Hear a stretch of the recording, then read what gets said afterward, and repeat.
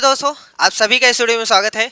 आज की इस वीडियो में हम लोग अपना सेकंड लेक्चर करने वाले हैं कोऑर्डिनेट ज्योमेट्री यानी निर्देशांक ज्यामिति का। इसके पहले हम लोगों ने एक लेक्चर कंप्लीट किया था जिसमें कोऑर्डिनेट ज्योमेट्री के बेसिक सीखा था और एक मोस्ट इंपॉर्टेंट जो फार्मूला था डिस्टेंस फार्मूला, यानी किन्हीं भी दो पॉइंट्स के बीच की डिस्टेंस कैसे फाइंड की जाती है और कभी भी अगर आपको डिस्टेंस दिया है तो कैसे किसी पॉइंट को फाइंड करते हैं, उसमें हम लोगों ने सीखा था। आज की क्लास में हम लोग सीखने वाले हैं सेक्शन फार्मूले के बारे में। सेक्शन फार्मूला कैसे अप्लाई किया जाता है, कैसे उसमें रेशियो पूछा जाता है, कैसे किसी एक पॉइंट को फाइंड करते हैं, कैसे मिड पॉइंट फार्मूला बना है, इन सारी चीज़ों के बारे में जानकारी हासिल करेंगे। और एरिया ऑफ ट्राइंगल का फार्मूला, अगर तीन कोऑर्डिनेट्स किसी भी ट्राइंगल के अगर 3 कोऑर्डिनेट्स गिवन है तो हम उसका एरिया कैसे फाइंड करते हैं, उसके क्या क्या एप्लीकेशन है। और एक और इम्पॉर्टेंट फार्मूला देखेंगे जो TRE 1.0 में पूछा गया था कि प्रवणता कैसे निकाली जाती है। बहुत ही आसान वो भी फार्मूला है, तो उसको भी देखेंगे। तो चलिए शुरुआत करते हैं आज की क्लास को। सबसे पहले एक क्वेश्चन कर लेते हैं जो पिछली क्लास पर आधारित है। बहुत ही इंपॉर्टेंट क्वेश्चन है, इसलिए इसको लिया गया है। कह रहा है कि बिंदुओं PQR, ये तीनों के कोऑर्डिनेट्स गिवन हैं, द्वारा बनने वाला त्रिभुज PQR किस प्रकार का है, ये आपसे पूछा गया है।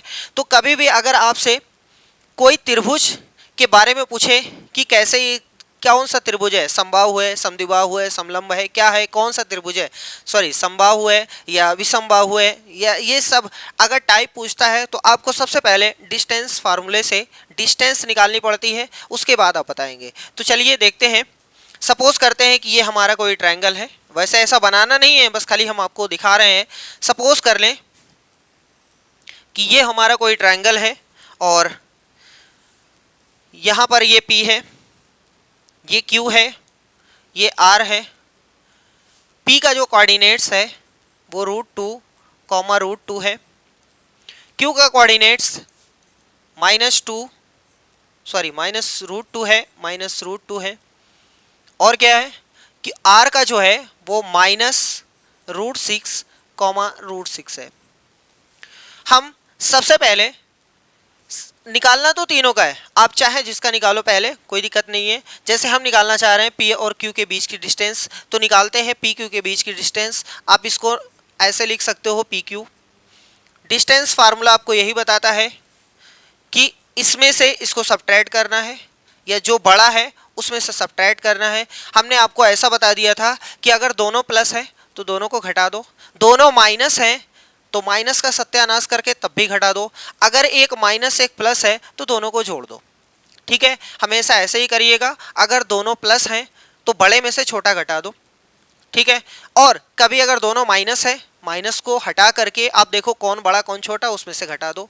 और कभी अगर ऐसा हुआ प्लस माइनस है तो हमेशा घटाना है, सॉरी हमेशा जोड़ना है, माइनस को हटा करके जोड़ना है। ठीक है, तो चलिए करते हैं। देखो यहाँ पर प्लस है, ये माइनस है, इसका मतलब दोनों को जोड़ना है। तो जब माइनस हटेगा देखो डायरेक्ट देखो √2 प्लस √2। ऐसे मत देखो कि ये √2 है ये -√2, कुछ नहीं, माइनस को हटाओ, वो हमें ये बता के चला गया दोनों को जोड़ दो। ये 1√2 है, ये 1√2 है, तो कुल मिलाकर के 2√2 हो गया। नहीं तो आप फार्मूला लगाइएगा तब भी उतना ही आएगा। इसका क्या लगाना है, होल स्क्वायर प्लस, इन दोनों में देखते हैं ये भी वैसा ही है, प्लस है माइनस है, इसका मतलब दोनों को जोड़ना है।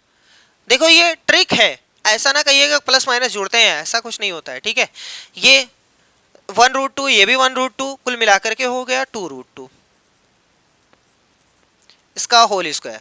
क्योंकि डिस्टेंस फार्मूला होता है, कहाँ लिख दे भैया, डिस्टेंस फार्मूला आपको बताया गया है D = x1 - x2 का होल स्क्वायर और प्लस में y1 - y2 का होल स्क्वायर, ये होता है फार्मूला। आप इसी फार्मूले को ऐसे भी लिख सकते हो कि रूट के अंदर x2 - x1 का होल स्क्वायर प्लस में y2 - y1 का होल स्क्वायर।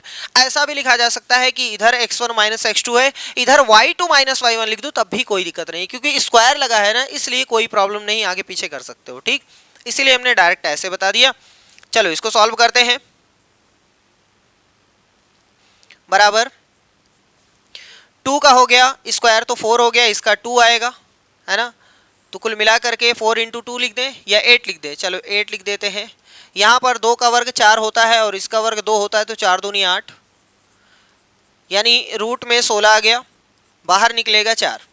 ठीक है, अगर ये आप कर ले जाएंगे तो आपके लिए छुटकियों का खेल है इस क्वेश्चन को सॉल्व करना।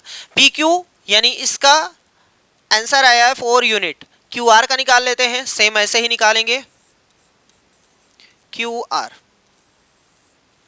देखो, ये माइनस है, ये माइनस है, दोनों माइनस है, इसका मतलब ये हुआ कि दोनों को घटा देना है। माइनस हटा करके घटा दो, ये ज्यादा है ये कम है, तो इसका मतलब वही आएगा, वही आएगा, घटेगा नहीं। ठीक है, तो हमें √6 माइनस √2 लिखना पड़ेगा, होल स्क्वायर प्लस, आगे यहाँ माइनस है यहाँ प्लस है, इसका मतलब ये हुआ कि दोनों को जोड़ना है। ठीक है, तो √6 प्लस √2 होल स्क्वायर, नहीं तो आपको जैसे आता है वैसे करिए, सब वही चीज है। देखो ये a माइनस बी का होल स्क्वायर है, ये a प्लस बी का होल स्क्वायर है, डायरेक्ट आप देख लीजिए। a स्क्वायर यानी 6 रहेगा, प्लस b स्क्वायर यानी इतना रहेगा, माइनस 2 इंटू √6 इंटू में √2, सही है। प्लस आ जाओ, a का स्क्वायर यानी 6 प्लस b का स्क्वायर यानी 2 प्लस 2√6 इंटू में √2। ये चीज और ये चीज दोनों सेम है, ये माइनस है ये प्लस है, शहीद हो गया, तो हमारे पास बचा है 6 2 8, 6 2 8 यानी कुल मिला करके रूट में 16, तो इसका भी मान आ गया 4 यूनिट। सही है, चलो हम यहाँ पे लिख देते हैं 4 यूनिट। आगे देखते हैं पी आर का मान या आर पी का मान, जो भी आप लिखना चाहते हो लिख दो, कोई दिक्कत नहीं है।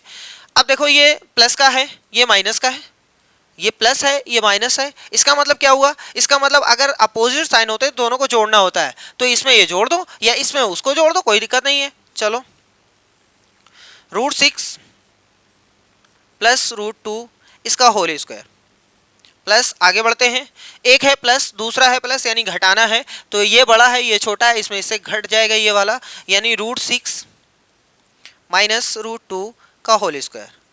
इसको सॉल्व किए हो तो आंसर 4 आया है, ये भी चीज वही है, सॉल्व करोगे तो आंसर 4 आएगा। इसका मतलब ये हुआ 4 4 4। अगर किसी भी ट्रायंगल की तीनों भुजा बराबर होती है तो उसको हम लोग क्या बोलते हैं, वो जो है वो समबाहु त्रिभुज होता है। तो देख लो कौन सा है, इसका मतलब इसका जो आंसर आएगा, आंसर जो है वो समबाहु त्रिभुज है, समबाहु त्रिभुज। ठीक है, तो ये हो गया। मेन मकसद हमारा ये था कि डिस्टेंस फार्मूला के यूज कैसे करना है वो आपको बताना। अगर ये आप अच्छी तरीके से कर ले जाएंगे तो ये तो सबको पता होता है। ठीक है, चलो अब आगे देखते हैं सेक्शन फार्मूला यानी विभाजन सूत्र। बहुत ही आराम से देखिएगा, कुछ है नहीं। देखो जैसे मान लो कि हम अगर हमारे पास एक भुजा है, एक साइड है, एक लाइन सेगमेंट हम यहाँ पे खींच ले रहे हैं। ठीक है, मान लेते हैं इसका नेम भी कुछ है, इसका नेम है ए और बी। ये जो लाइन है वो किसी पॉइंट से दो तरीके से कट सकती है, एक होता है अंतःविभाजन और एक होता है बाह्य विभाजन। ठीक है, पहले अंतःविभाजन। अंतःविभाजन का मतलब यह होता है कि वो जो पॉइंट है वो अंदर से आके काट रहा है, अंदर से आके काट रहा है, मतलब कोई भी एक पॉइंट, जैसे ये रेखा हमारे पास है ए बी, एक लाइन सेगमेंट है, यहाँ पर कहीं भी आकर के पी काट दिया, हो सकता है यहाँ से आके काट दे, या हो सकता है यहाँ से आके काट दे, या हो सकता है यहाँ से आके काट दे, कहीं से भी वो काट सकता है, कहीं हमें लेना पड़ेगा, कहीं हमें लेना पड़ेगा। चलो हमने मान लिया यहाँ पर आया पी और इसको काट दिया। ठीक है, अब देखो ये जो हमारी लाइन है 2 पार्ट में डिवाइड हो गई, एक पार्ट ये है ए से लेकर पी तक और दूसरा है पी से लेकर बी तक।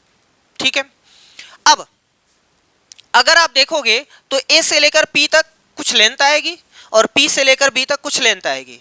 अगर उन दोनों की लेंथ का रेशियो निकालें, अनुपात निकालें, सपोज कर लो मान लो कि ए पी, बस रेशियो समझाने के लिए, ठीक है, मान लेते हैं एपी का मान 6 सेंटीमीटर मान लेते हैं ऐसे कुछ, और पीबी का मान जो है वो 4 सेंटीमीटर, ऐसे ही हमने कुछ लिख दिया। ठीक है, अगर हम कहें कि एपी और पीबी का रेशियो निकालो, अनुपात निकालो, तो आप ऐसे करेंगे एपी और पीबी, तो ऊपर 4 रहे, सॉरी ऊपर 6 रहेगा क्योंकि एपी का मान 6 है, नीचे 4, तो इसका मतलब ये हुआ कि ये कट गया और ये भी कट गया, तो अनुपात आ गया 3:2।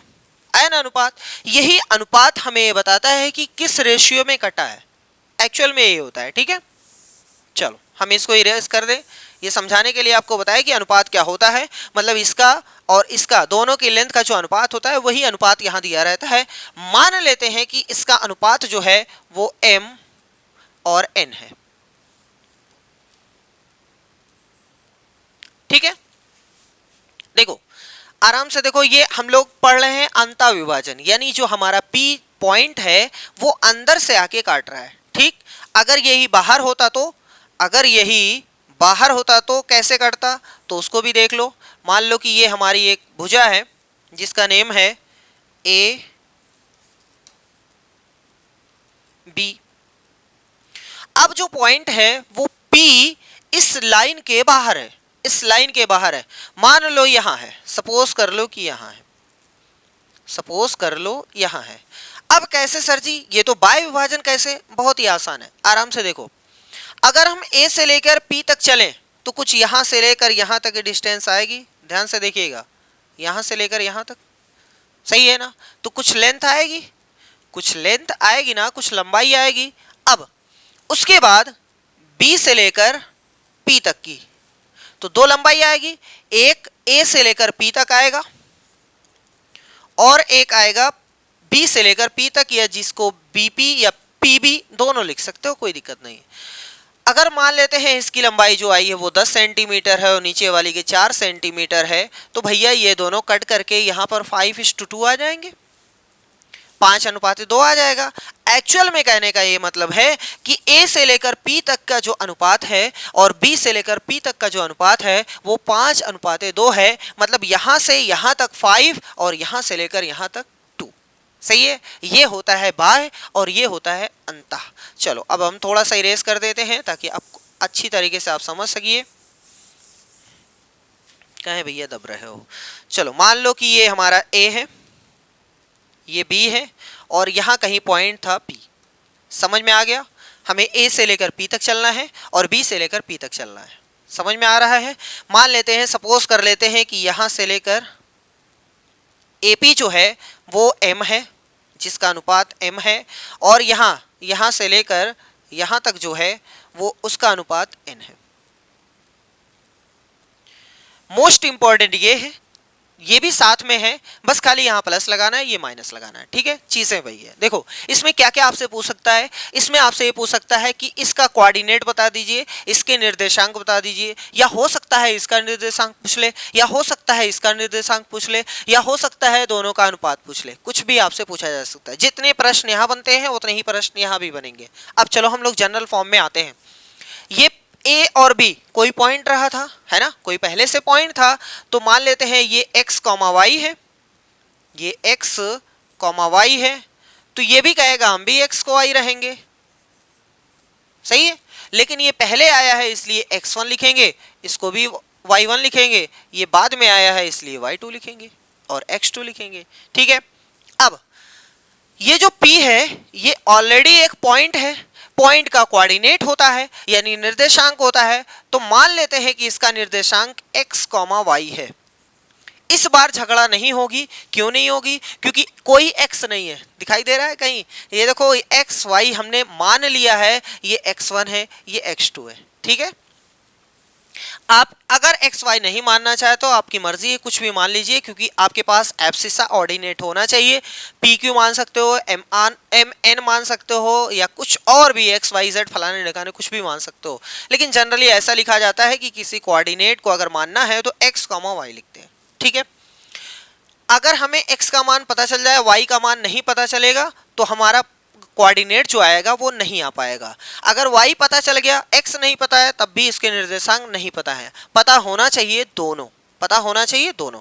अब चलो, x का फार्मूला अलग है, y का फार्मूला अलग है, इसके लिए हम बता रहे हैं। इसमें x बराबर होता है और y बराबर होता है, ठीक है। x बराबर क्या होता है, बहुत ही आसान है, बहुत ज्यादा आसान है। सबसे पहले mx2 प्लस n x1 बटे में m प्लस n। ये लिखने में थोड़ा सा मुश्किल है लेकिन याद करने में बहुत आसान है, बहुत ही आसान है। देखो जब आप x बराबर लिखिए, x बराबर लिखिए तो आपको फोकस करना है x पर, y पे फोकस करना ही नहीं। x बराबर इसका गुणा इसमें कर दीजिए, m का गुणा x2 में, तो देखो आ चुका है mx2, और n का गुणा x1 में, तो देखो nx1 आ गया है, और जो अनुपात है उसको नीचे पटक दीजिए जोड़ करके। ठीक है, यही है फार्मूला x। अगर हम y बराबर लिख रहे हैं तो इस m का गुणा y2 में होगा, तो m y2 प्लस इस n का y1 में n y1 बटे में m प्लस n, ये होता है फार्मूला बस। ठीक है, समझ में आ गया। आपको हो सकता है mn ना लिखा हो सकता है m1 m2 लिखा हो, कोई दिक्कत नहीं। m1 m2 हो तो यहाँ m2 m1 जो भी रहेगा वो आप तुरंत रिप्लेस करिएगा। मेहनत से फार्मूला याद करना नहीं है, समझना है कि कैसे बना है। इसका गुणा इसमें, इसका गुणा इसमें, और नीचे इन दोनों का जोड़, इसका गुणा इसमें, इसका गुणा इसमें, इन दोनों का जोड़। सही है, y का मान आ गया। अब अगर यही फार्मूला इसमें रहे तो सब कुछ वही रहेगा, सब कुछ वही रहेगा, बट जहां पर ये प्लस है वहां माइनस हो जाएगा। जैसे अगर इसमें कोई आपसे पूछे x बराबर क्या होगा और y बराबर क्या होगा, तो बहुत ही आसान है। एक यहाँ m x2 minus n x1 बटे में m माइनस n। हम बार बार आपको बता रहे हैं कि हो सकता है आपकी बुक में या किसी ने आपको पढ़ाया हो या कैसे भी आपने पढ़ा हो, तो यहाँ m1 m2 हो सकता है, कोई दिक्कत नहीं। हमने mn लिख दिया, कोई प्रॉब्लम नहीं। ठीक है, वैसे ही यहाँ पर m y2 minus n y1 बटे में m माइनस n। सही है, ये अंतः विभाजन का सूत्र है, ये बाह्य विभाजन का सूत्र है। x का मान इतना, y का मान इतना। सही है, जैसे एप्लीकेशन इसका देखते हैं। मान लो कि अगर हमारे पास कोई कह दे कि सर जी हमारे पास एक रेखा है a जिसके कोऑर्डिनेट हैं 2,3 और b जिसके कोऑर्डिनेट है 3,5। एक पॉइंट आ रहा है p जो 3 अनुपात 2 के अनुपात में इसको विभाजित करता है। तो बताओ इस p के कोऑर्डिनेट क्या क्या होंगे। ठीक है, तो आप x बराबर जानते हैं फार्मूला, x बराबर होता है, डायरेक्ट देखो फार्मूला याद नहीं करना है, बस याद कर लो ऐसे कि क्या करना है। 3 का गुणा 3 में, हम x की बात कर रहे हैं तो x वाला लिया जाएगा। 3 का गुणा 3 में तो 9 आ गया। अंतः विभाजन है इसलिए प्लस लगा दो। इस 2 का गुणा 2 में तो 4 आ गया। चलो पूरा लिख देते हैं, 3 गुणे 3 प्लस 2 गुणे 2 और बटे में 3 धन 2, तो यहां से 9 हो गया, यहां से 4 आ गया, यानी चलो लिख देते हैं 9 प्लस 4 बटे में 5, यानी 13 बटे 5। वहीं पर y बराबर क्या होगा, करने का तरीका आप सीखिएगा, फार्मूला याद मत करिएगा, अपने आप याद हो जाएगा। ठीक है, इसका y में होगा तो 3 गुणे 5, इसका y में होगा तो 2 गुणे 3 और बटे में दोनों को जोड़ देना है। इसको सॉल्व करेंगे तो यहाँ से हो गया 15 और यहाँ से हो गया 6 बटे में 5, तो हो गया 21 बटे में 5। ये x का मान है, ये y का मान है। तो हमारा जो p है, हमारा ये जो p है, इसका कोऑर्डिनेट्स क्या हमने माना था, x, y। तो x को हटाओ, उसकी जगह पे 13 बटे 5 रख दो, और y को हटाओ, उसकी जगह पे 21 बटे 5 रख दो। तो ये हमारा फाइनल आंसर हो गया।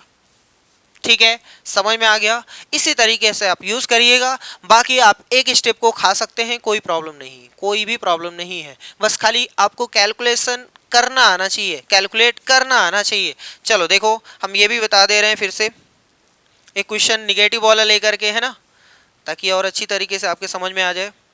जैसे मान लेते हैं हमारे पास एक रेखा है, ये P है, ये Q है, यहाँ पर कोई पॉइंट आया A, जो इसको 2:5 के रेशियो में, ऐसा कुछ है नहीं लेकिन हमने फिर भी लिख दिया, 2:5 के अनुपात में विभाजित करता है, या चलो रहने दो, 2:3 ही ले लेते हैं। इसका जो कोऑर्डिनेट है वो 3, -4 है। इसका जो कोऑर्डिनेट है वो 2, -3 है। ठीक है, यहाँ पर आपसे ये पूछा जाएगा कि बताओ x, y का मान बता दो, यानी पॉइंट ए का कोऑर्डिनेट बता दो। तो बहुत ही आसान है। सबसे पहले x बराबर क्या होता है, इसका गुणा इसमें तो 4 लिख दें, इसका गुणा इसमें तो 9 लिख दें, बटे में यहाँ से 5, तो उत्तर आ गया 13/5। इसी तरीके से y बराबर क्या होगा, इसका गुणा इसमें तो -6 आ गया, इसका गुणा इसमें तो -12 आ गया, बटे में 5, दोनों को जोड़ करके 12, 6, 18 बटे में 5, तो हो गया। ये x का मान है, ये y का मान है, यानी हमारा जो कोऑर्डिनेट a है वो 13/5 पहले x का मान रहता है और ये फिर इतना हो गया, खत्म। ऐसे ही करिएगा, ऐसे ही करिएगा, सलाह यही है। चलो आगे देखते हैं। अब इसमें आता है कि जैसे मान लेते हैं कि हमारे पास एक रेखा है जिसका नेम है AB। अगर कोई ऐसा पॉइंट आ रहा है जो इसका मध्य बिंदु है, बीच में आके काट रहा है, बीच में, यानी सपोज कर लो यहां पर आके काट रहा है, जिसका नेम है P, पहले से इसका दिया है कोऑर्डिनेट्स x1, y1, ये क्या रहेगा, x2, y2 रहेगा। इसको आपको बताना है, ठीक है, मान लिए कि x, y है। अब अगर ये P जो है मध्य बिंदु है, बीच का पॉइंट है, मिडिल पॉइंट है, तो इसका मतलब ये हुआ कि A से लेकर P तक की जो दूरी है वही दूरी P से लेकर B तक है। सही है ना। अगर P जो है वो मध्य बिंदु है तो जितना A से लेकर P तक की लंबाई है उतना ही P से लेकर A तक की लंबाई है। मान लेते हैं ये 10 है तो ये भी 10 रहेगा, अगर ये 15 है तो ये भी 15 रहेगा। तो दोनों का जो अनुपात रहेगा, मान लेते हैं कि अगर 100 है तो अनुपात निकालोगे तो कट जाएगा, 1:1 आएगा। आएगा कि नहीं आएगा। अगर ये 70 है तो ये भी 70 है, अगर ये 90 है तो ये भी 90 है। इसका मतलब जितना ऊपर उतना नीचे तो कट जाएगा। अनुपात कितने का आएगा, 1:1। तो हमेशा याद रखना है कि जो मध्य बिंदु होता है उसका अनुपात जो होता है वो 1:1 होता है। सही है। अब चलो x का मान, यहां से फार्मूला क्या बनेगा, x बराबर 1 का गुणा x2 में तो x2 ही रहेगा, प्लस अंता विभाजन है ना, 1 का गुणा x1 में तो x1 ही रहेगा, बटे में 1 में 1 जोड़ेंगे तो 2 आएगा। सही है भैया। तो चलो क्या हम इसी चीज को ऐसे लिख सकते हैं, x1 प्लस x2 बटे में 2, आगे पीछे कर सकते हैं। तो ये है x का मान। यहां से y का मान क्या रहेगा, इस एक का गुणा y2 में तो y2 प्लस इसका गुणा इसमें तो y1 बटे में 2, क्योंकि दोनों को जोड़ना होता है। तो चलो y1 प्लस y2 बटे में 2, ये है y का मान। अब इस पॉइंट का जो कोऑर्डिनेट्स हैं P के, वो कितने आ गए सर जी, x1 प्लस x2 बटे में 2 और साथ में है y1 प्लस y2 बटे में 2। तो ये है मिड पॉइंट फार्मूला, मध्य बिंदु के निर्देशांक ये है। सही है। कहा वहां पर क्या गायब हुआ है, सिर्फ m और n गायब हो गए, उसकी जगह पे एक एक रखा गया है। अगर कोई आपसे कहे कि एग्जाम्पल ऐसे है तो बताइए इसमें p का मान क्या होगा, तो बहुत ही आसान है। जैसे अगर हमारे पास कोई एक रेखा है जिसके बिंदु AB है, ये p जो है मिड पॉइंट है और कह रहा है कि इसके निर्देशांक जो हैं वो 0,4 हैं और यहाँ से 4,8 है या -8 है, जो भी आपकी मर्जी है उतना लगा सकते हैं। ठीक है, बस ऐसे ही क्वेश्चन समझा रहे हैं। तो अगर कोई पूछे कि ये x, y के निर्देशांक, तो बहुत ही आसान है। x बराबर इन दोनों को जोड़ना है, 2 से भाग देना है, यानी 4 + 0 बटे में 2, यानी उत्तर आ गया 4/2। तो फाइनल आंसर है 2। सही है। y बराबर क्या आ गया, 4 - 8 बटे में 2, यानी उत्तर आया -4/2। तो फाइनल आंसर -2।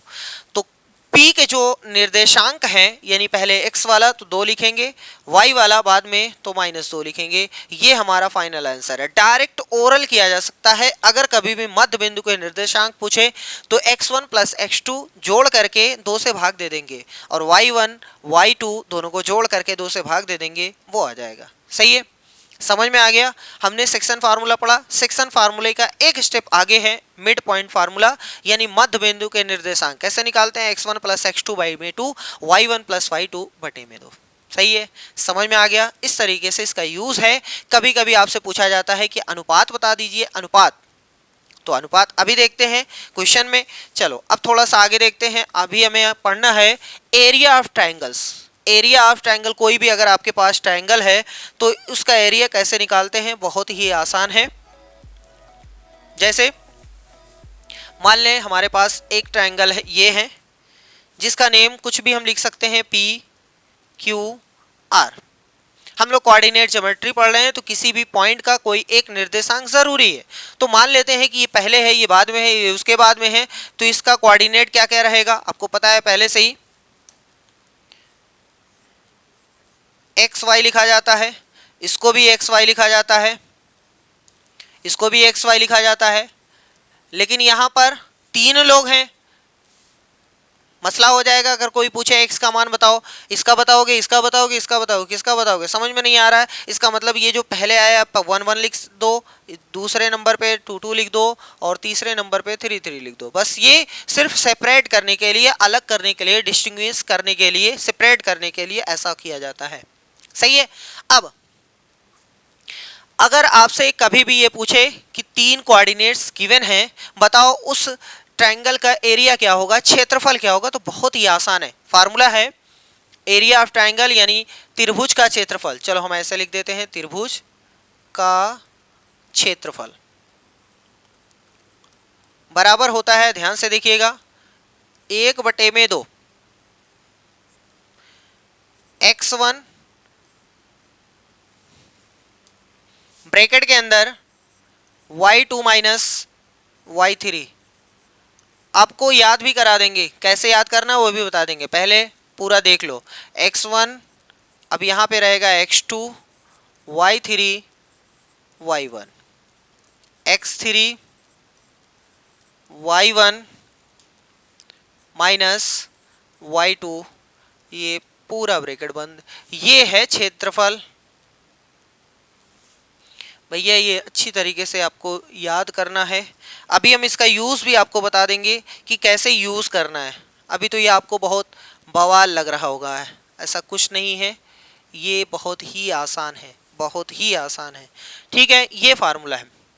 अब याद करने का तरीका देख लो। त्रिभुज का क्षेत्रफल 1/2, बाहर पटकिएगा, ब्रैकेट के अंदर खेल चालू है। सब ब्रैकेट के बाहर x1 x2 x3 दिखाई दे रहा है। x1 x2 x3 ब्रैकेट के अंदर जो है वो y का खेल है, बाहर x1 x2 x3 है, plus x1 plus x2 plus x3 है। अंदर खेल जो है वो y है, 2y है, बीच में माइनस है, 2y है, बीच में माइनस है, 2y है, बीच में माइनस है। इतना तो पैटर्न दिमाग में घुस गया होगा कि x बाहर है, y अंदर है, लेकिन बीच में माइनस है। इतना तो पैटर्न घुस गया होगा। दिक्कत ये होती है कि कहाँ पर 1 है, कहाँ पे 2 है, कहाँ पे 3, कुछ भी नहीं, एकदम सिंपल है। जैसे देखो ये कहाँ से बनाया गया है। ये मान लो कि अगर हमारे पास एक नन्ना मुन्ना सा ऐसे ये वृत्त है और यहाँ हमने गलती से लिख दिया 1, यहाँ लिख दिया 2 और यहाँ लिख दिया 3, तो आप सोच के बताओ, ये पंखा इधर से चल रहा है, ये चक्र इधर से चल रहा है, ये सर्कल इधर से घूम रहा है, तो पहले आएगा 1, उसके बाद 2, उसके बाद 3। अगर 2 से स्टार्ट करते हो तो 2 3 1, अगर 3 से स्टार्ट करते हो 3 1 2। सही है। अब चलो खत्म हो गया, याद हो गया आपके। हमने पहले ही बता दिया कि 1/2 है, बाहर एकदम ब्रैकेट के अंदर का खेल है x1 x2 x3 बाहर बैठे हुए हैं, अंदर जो है वो y बैठा हुआ है, बीच में माइनस ला रहा है। देखो ध्यान से देखिएगा, अगर बाहर x1 है तो 1 के बाद कौन आएगा, 2 3 आएगा। सही है, इसीलिए तो बनाया गया है। सही है, समझ में आ गया। x1 बाहर है तो 1 के बाद कौन आएगा, 2 3, देख लो 2 3 बैठे। अगर x2 बाहर है, 2 बाहर है तो 3 1 है, देख लो भैया 3 1 है, सही है। और अगर 3 बाहर है, 3 बाहर है तो 1 2 है, देख लो, सही है। अगर ऐसे याद हो जाए तो बहुत अच्छी बात है, नहीं याद होगा तो और अच्छी बात है। चलो अब हम लोग जैसे कोई एक एग्जाम्पल लेकर के क्वेश्चन को समझते हैं।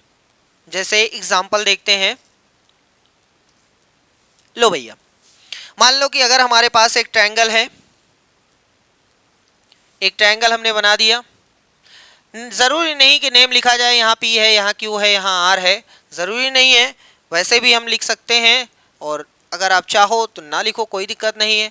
मान लेते हैं इसका जो है कोऑर्डिनेट 1,1 है, इसका कोऑर्डिनेट 2,2 है, और इसका कोऑर्डिनेट 3,2 है, सही है। देखो पहले हम फार्मूले से बताते हैं, फिर ट्रिक से बताते हैं, कोई भी फार्मूला याद करने की जरूरत नहीं है। पहले जिनको फार्मूला याद है वो ऐसे यूज करेंगे, ये P है, ये Q है, ये R है। आप किसी को 1 1 ले सकते हो, किसी को 2 2 ले सकते हो, किसी को 3 3, जरूरी नहीं कि आप इसको ही 1 1 लो, इसको ही 2 2 लो, इसको ही 3 3 लो, कोई दिक्कत नहीं। आप किसी को 1 1 ले सकते हो, किसी को 2 2 ले सकते हो, किसी को 3 3, कोई दिक्कत नहीं। चलो हम मान लेते हैं कि ये x1 ये y1 है, कोई दिक्कत नहीं। इसको मान लेते हैं कि x2 है, ये y2 है। लेकिन हाँ ऐसा ना करिएगा कि यहाँ x2 है, यहाँ y1 है, तो ऐसा ना करिएगा भैया, चाइना वाले उठा ले जाएंगे, ऐसा मत करिएगा। x2 हो गया, यहाँ पर x3, यहाँ पर y3, सही है, कोई दिक्कत तो नहीं है। हम फिर से फार्मूला लिखते हैं, एरिया ऑफ ट्रायंगल यानी क्षेत्रफल का फार्मूला, क्षेत्रफल बराबर होता है 1/2। एक चीज और, जो भी क्षेत्रफल आप निकालेंगे, जो भी क्षेत्रफल निकालेंगे वो हमेशा आंसर उसको पॉजिटिव देंगे, हमेशा आंसर पॉजिटिव देंगे। अगर 9 आ रहा है तो आप बता देंगे 9 वर्ग इकाई, अगर 10 आ रहा है तो 10 वर्ग इकाई, लेकिन अगर -10 आ रहा है तब भी उसको बताएंगे कि +10 वर्ग इकाई, ठीक है। निगेटिव अगर आंसर आएगा तब भी पॉजिटिव बना करके देंगे, पॉजिटिव आता है तो पॉजिटिव देना ही है, ठीक है। चाहे आप उस फार्मूले को मॉड लगा के लिख लो या डायरेक्ट लिख लो, याद होना चाहिए कि हमेशा निगेटिव नहीं देंगे। चलो 1/2, फिर आपके फार्मूले के अंदर है x1 y2 minus y3, plus में है x2 y3 minus y1, plus में है x3 y1 माइनस y2, ये है फार्मूला। चलो वैल्यू रख करके दिखाते हैं, उसके बाद ट्रिक से बताते हैं। ब्रैकेट यहाँ 1/2 बाहर है ब्रैकेट के। चलो x1 का मान देख लो 2 है, y2 का मान देख लो 1 है, माइनस y3 का मान देख लो 2 है, प्लस x2 का मान 1 है, y3 का मान 2 है, y1 का मान 2 है, प्लस में x3 का मान जो है वो 3 है, y1 का मान जो है वो 2 है, y2 का मान कितना है वो 1 है, ठीक है। एक बार फिर से देख लेते हैं, नहीं तो गलत हो जाएगा। x1 का मान देख लो, x1 है, फिर y2 आएगा 1, हाँ y3 ये सही है, x2 का मान कितना है 1 है, y3 कितना है 2 है, y1 कितना है वो 1 है, प्लस x3 कितना है वो 1 x3 सॉरी 3 है, और फिर y1 कितना है 2 है, y2 कितना है 1 है, सही है। चलो सॉल्व करते हैं। 1/2 यहाँ है 2 गुणे, यहाँ से आंसर आया -1 प्लस 1, यहाँ से आंसर आया 0 प्लस 3, और यहाँ से आंसर आया 1। चलो सॉल्व करते हैं। 1/2, यहाँ इन दोनों का गुणा होगा तो -2 आएगा, ये तो बेचारा खत्म हो गया क्योंकि ये 0 बन गया। अब आपके पास बचा हुआ है +3। 1/2, 3 में से 2 निकल गया तो 1 बचा, गुणे में करना है, यानी 1/2 वर्ग इकाई, ये है फाइनल आंसर, फाइनल उत्तर, ये है फाइनल आंसर त्रिभुज का क्षेत्रफल। लेकिन क्या सर जी ऐसे ही करना है, तो बड़ी मेहनत लगेगी? नहीं, बहुत ही आसान है, देखो ध्यान से देखिएगा। अब ट्रिक वाला देखते हैं, कहाँ बता दे भाई, यहाँ बता देते हैं। देखो ध्यान से देखिए भैया, बहुत ही आसान है, बहुत ही आसान है, लेकिन अगर कहीं दिक्कत होगी फिर से आपको बताएंगे। चलो देखो, सबसे पहले जो भी कोऑर्डिनेट्स हैं उनको लाइन से लिख लो। ध्यान से देखो, सबसे पहले चाहे जहां से स्टार्ट करो, कोई दिक्कत नहीं, यहाँ से चाहे जहां से स्टार्ट करो, तो हम लिखते हैं यहीं से लिखते हैं 3 2, उसके बाद चाहे जिसको लिखो भाई, आपकी मर्जी, हमने कह दिया ना 2 2 1 1। बस एक चीज यहां करना है कि जो पहले बार लिखा है ना उसको फिर से एक बार लिखना है, 3 2 एक बार फिर से लिखना है। हो गया, उत्तर हो गया। कैसे क्या करना है ध्यान से देखिए। पहले आपको इसको गुणा करना है, इसको गुणा करना है, फिर इसको गुणा करना है, फिर इसको गुणा करना है। समझ में आ रहा है? चलो क्षेत्रफल निकालते हैं भैया। क्या निकालते हैं? क्षेत्रफल, क्षेत्रफल, क्षेत्रफल बराबर, ठीक है। बताएं, सबसे पहले 1/2, ये वाला खेल पहले ही रुका रहेगा, ये अंदर का पूरा खेल चल रहा है। 3 का गुणा 2 में तो 6 आ गया। अच्छा लिख दें क्या? चलो लिख देते हैं, 3 गुणे 2, फिर 2 का 1 में 2 गुणे 1, फिर प्लस 1 का गुणा 2 में, ये इतना आ गया। आपने ऐसे ऐसे तीनों का गुणा कर दिया। जो भी निशान आएगा उसी निशान के साथ ठोक देंगे, जो भी निशान आएगा उसी निशान के साथ ठोकेंगे, उसी निशान के साथ ठोकेंगे, ठीक है। आगे अभी किसका गुणा करना बाकी है? देखो अभी गुणा करना बाकी है, मिल जा भैया, लो इसका गुणा इसमें होगा, ये लो इसका गुणा इसमें होगा। अरे भैया कहाँ चला रहे हो? इसका गुणा इसमें होगा, इसका गुणा इसमें होगा, इसका गुणा इसमें होगा। लेकिन गुणा करने के बाद जो आएगा वो निशान बदल करके लिखेंगे, निशान बदल करके लिखेंगे। चलो करते हैं भाई, करते हैं। लो 2 का गुणा 2 में 2 गुणे 2 माइनस के साथ, 2 का गुणा 1 में माइनस के साथ। ये अभी बता रहे हैं इसलिए थोड़ा टाइम लग रहा है, जब आप सीख जाएंगे ना तो मुश्किल से 15 सेकंड में आंसर दे देंगे, और कहीं अगर फार्मूला यूज करेंगे तो बेड़ा पार हो जाएगा आपका। चलो आगे, 1 का गुणा 3 में तो माइनस 1 गुणे 3, ये तो लिख करके हम बता रहे हैं, 1/2। चलो आगे बढ़ो, 3 दूनी 6 हो गया, प्लस में 2 हो गया, प्लस में 2 हो गया, माइनस में 4 हो गया, माइनस में 2 हो गया, माइनस में 3 हो गया, ठीक है। 1/2, 6 4 10, 4 2 6 3 9, सही है। अरे भैया इन लोगों को जोड़ो तो 10 और ये इन लोगों को जोड़ो तो 9, यानी 10 में से 9 निकालना है, 10 में से 9 निकालना है तो 1 बचेगा। 1/2 गुणे 1, यानी फाइनल आंसर आया 1/2। सही है। हम तो सलाह देंगे कि ऐसे ही करो, ऐसे ही करो, ठीक है। ये अगर आपको अच्छा लगता है तो आप ऐसे कर सकते हैं, लेकिन हम सलाह देंगे वही। चलो और इसका बता देते हैं, जैसे कोई एग्जाम्पल और लेते हैं। मान लो हमारे पास है 1 है, 3 है, 2 है, 4 है, 5 है, 7 है, ठीक है। चलो करते हैं, बहुत ही आसान है। सबसे पहले 1 3 2 4 5 7 आपने नोट कर दिया, हमने कहा लास्ट वाला एक बार और नोट होगा, नोट हो गया। चलो क्षेत्रफल बराबर, क्षेत्रफल बराबर 1/2, पहले इसका गुणा इसमें कितना आया 4, 2 का 7 में तो प्लस का 14, 5 का 3 में, ठीक है भैया, 5 का 3 में प्लस का 15, ये हो गया। आगे बढ़ो, अब इसका गुणा इसमें करेंगे लेकिन माइनस के साथ या निशान बदल करके, 3 दूनी 6, माइनस का 6, 4 का 5 में माइनस का 20, प्लस का 20 आ रहा तो माइनस का 20 लिखेंगे, 7 का 1 में तो माइनस का 7। चलो हो गया 1/2, इन सबको जोड़ दो, इन सबको जोड़ दो, 14 4 18 और 15 33 हो गया, माइनस 20 7 27 6 33,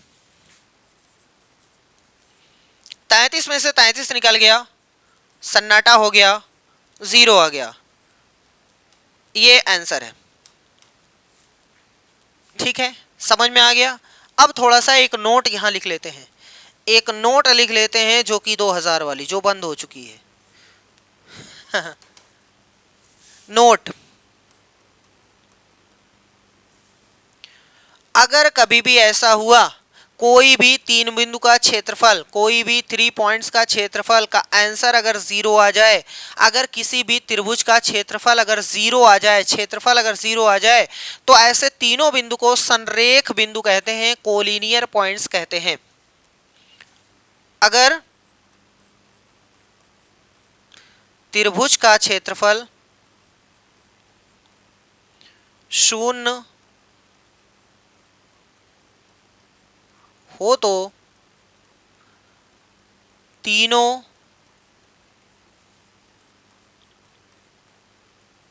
बिंदु संरेख होंगे। संरेख का मतलब कोलिनियर, कोलिनियर होंगे। ये याद रखेंगे क्योंकि आपके पास कभी प्रूफ करने को मिलेगा कि भैया जी बताओ संरेख है कि नहीं है, तो अगर एरिया ऑफ ट्रायंगल का आंसर 0 आ जाए तो उसको बोलते हैं संरेख। ठीक, बहुत अच्छे, इतना तो समझ गए। चलो और करते हैं क्वेश्चन ताकि और अच्छी तरीके से क्लियरिटी आए। मान लो कि दूसरा क्वेश्चन है हमारे पास 1,5 है, 2,3 है, 0,4 है। चलो करते हैं, पहले 1,5 नोट कर दो, 2,3 नोट कर दो, 0,4। अभी रुक जाइए, अभी हम माइनस का भी करेंगे, ठीक है, कोई दिक्कत नहीं है। ऊपर वाला एक बार और लिखना होता है, इसका इसमें गुणा करेंगे, इसका इसमें गुणा करेंगे, इसका इसमें गुणा करेंगे। क्षेत्रफल बराबर 1/2। ठीक है, 1/2 ठोकना मत भूलिएगा, नहीं तो ठुक जाएंगे। अभी 1 का गुणा 3 में तो 3 आ गया, प्लस 2 का 4 में तो 8 आ गया, प्लस यहाँ ये खत्म हो गया। चलो अब देखो, इसका गुणा इसमें 5 दूनी 10, प्लस आ रहा है ना तो -10 लिखिए। 3 का गुणा 0 में तो 0 आ रहा है ना, तो चाहे जैसे 0 लिखो, कोई दिक्कत नहीं। 4 का गुणा 1 में, 4 का गुणा 1 में तो 4 आ रहा, माइनस लिखेंगे 4। ठीक है, जब ऐसे करेंगे तो जो निशान आएगा वही निशान पढ़ेंगे, और जब इधर से करेंगे तो निशान बदल करके लिखेंगे। चलो सॉल्व करते हैं, ये इधर सबको जोड़ देते हैं।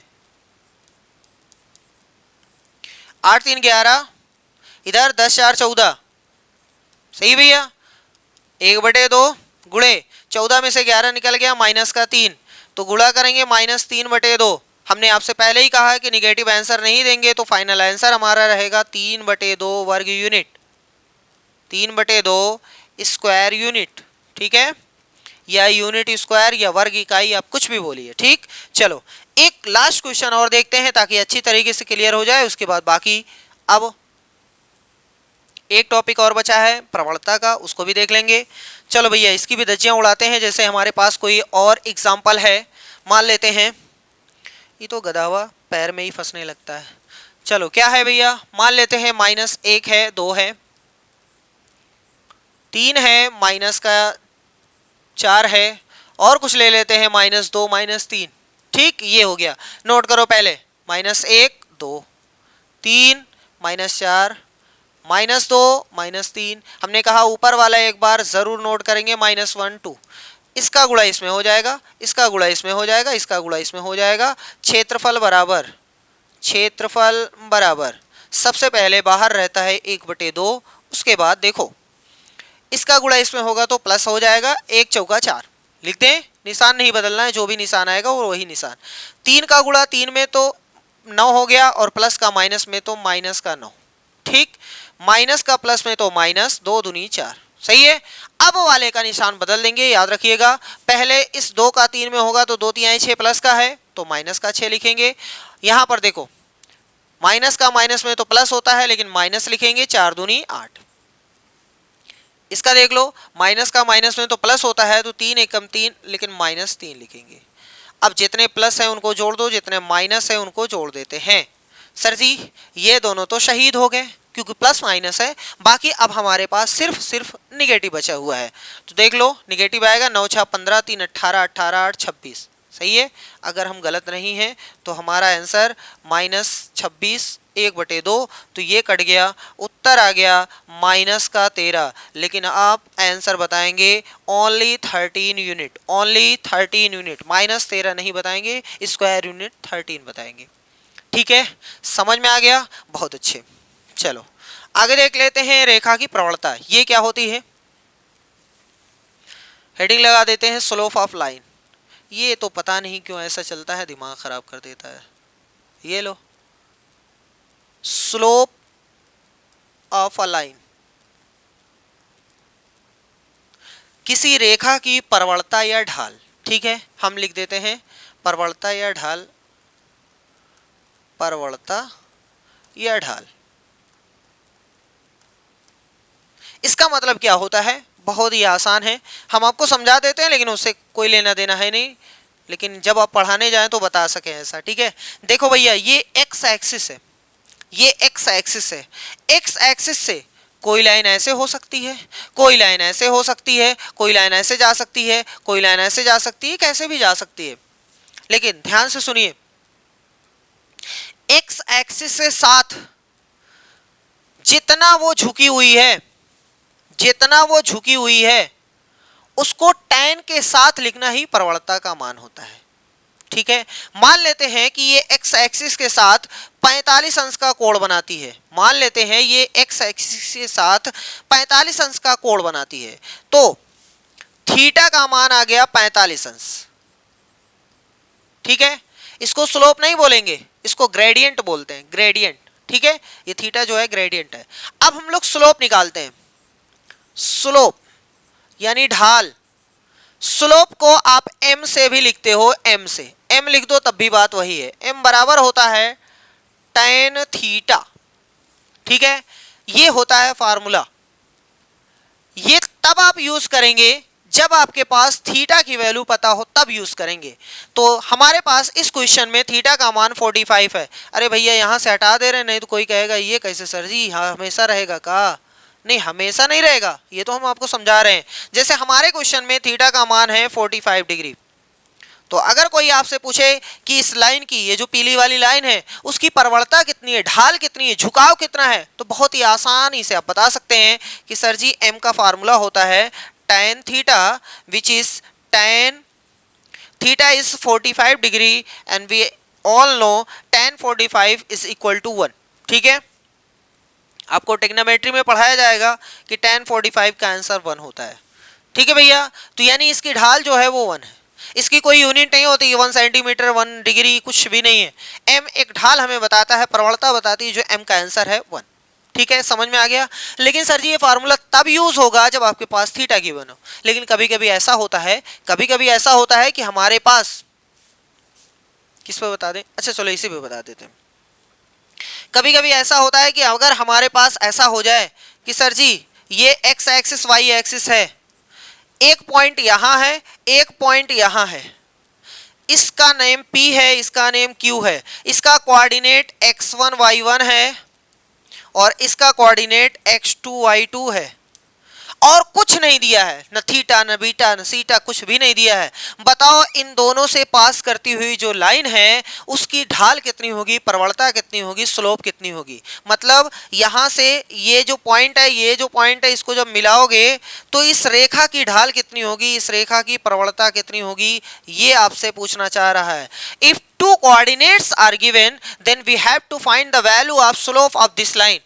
कैसे फाइंड करेंगे, बहुत ही आसान है, उसके लिए फार्मूला ये है कि स्लोप इज इक्वल टू, यानी ढाल इज इक्वल टू या m इज इक्वल टू, बहुत ही आसान है, ध्यान से देखिएगा, स्लोप इज इक्वल टू होता है y2 माइनस y1 अपॉन में x2 माइनस x1, ये होता है फार्मूला, खत्म, सही है, याद रखना है, ये दोनों फार्मूला उसी का है, स्लोप का है, प्रवणता का है।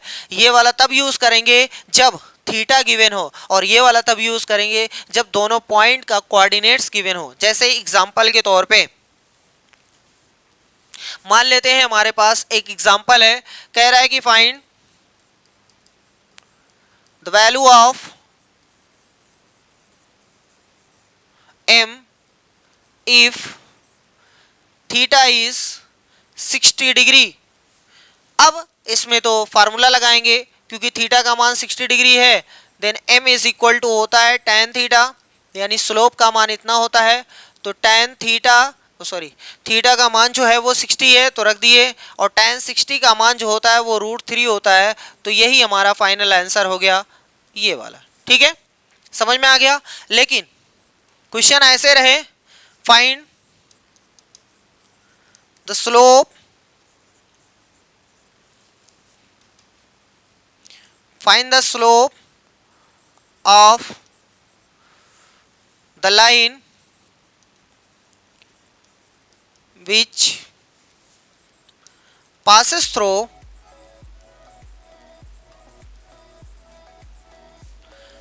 from the points 2, 3 and 5, -3। अब इसमें तो आप नहीं लगा सकते हैं, इसमें आपका फार्मूला बनेगा m is equal to y2 minus y1 upon में x2 माइनस x1। इसी फार्मूले को आप ऐसे भी लिख सकते हो y1 माइनस y2 अपॉन में x1 माइनस x2। अगर दोनों को आगे पीछे करोगे तभी सही है, हम ऐसा नहीं कर सकते कि y2 माइनस y1 ये रहने दो ऊपर और नीचे पलट दें, ऐसा नहीं। अगर आपको पलटना है तो ऊपर भी पलटिए नीचे भी पलटिए, मतलब 1 2 1 2। अगर 2 1 है तो नीचे भी 2 1 होना चाहिए, ठीक है। चलो रखते हैं, हमारा जो पॉइंट्स हैं वो 2 3 है और एक है 5-3। आपको पता है ये पहले आया है तो ये x1 है ये y1 है, आप किसी को भी x1 y1 ले सकते हो, कोई दिक्कत नहीं है। ये x2 है ये y2 है। चलो पटकते हैं फार्मूले में, y2 का मान जो है वो -3 है, बीच में माइनस अपने पास से लगाना है फार्मूले वाला। y1 का मान 3 है, नीचे x2 का मान कितना है सर जी, क्या गलत हो गया क्या, नहीं, x2 का मान 5 है माइनस x1 का मान 2 है। तो भैया जी ऊपर जो आ रहा है -6 और नीचे आ रहा है 3, कैंसल होकर के देख लो उत्तर आ गया -2। ये है m का मान।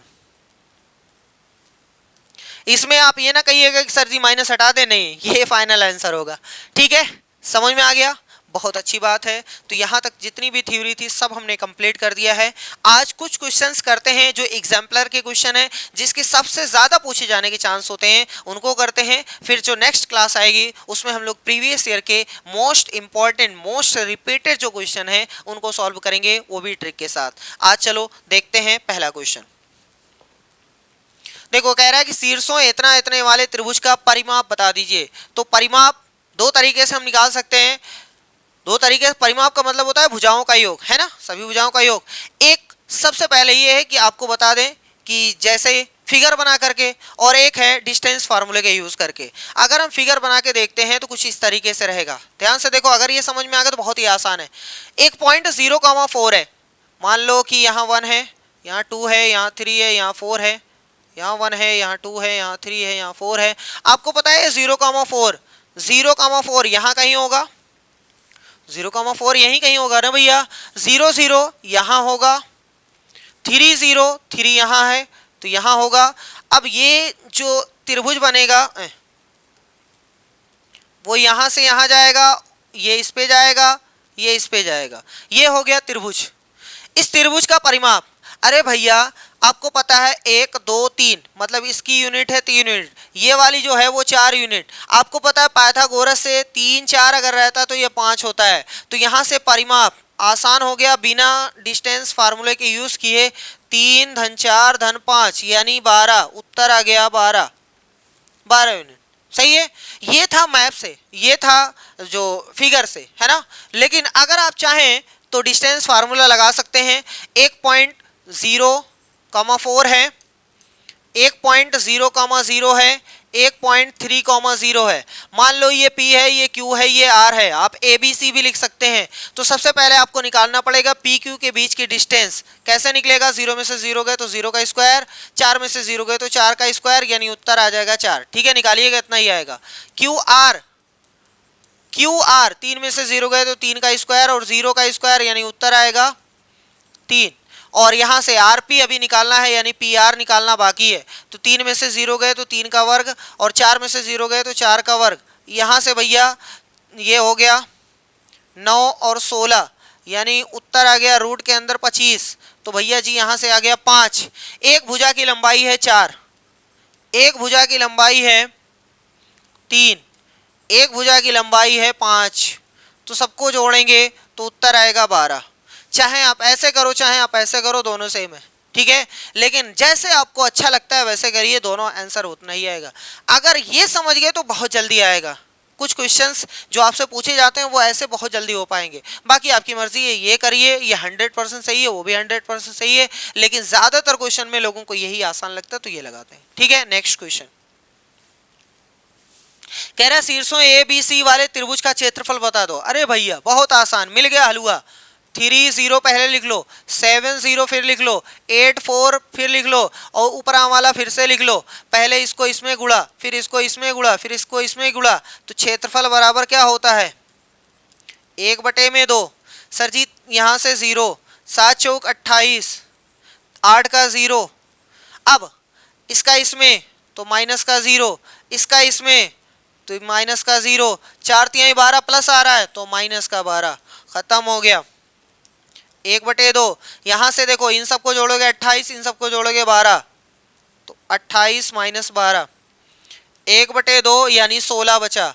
काटोगे तो 8 यूनिट, स्क्वायर यूनिट है भैया, स्क्वायर यूनिट है। ठीक है 8 कौन सा सही है, ऑप्शन सी वाला सही है भैया, ऑप्शन सी वाला, ये वाला।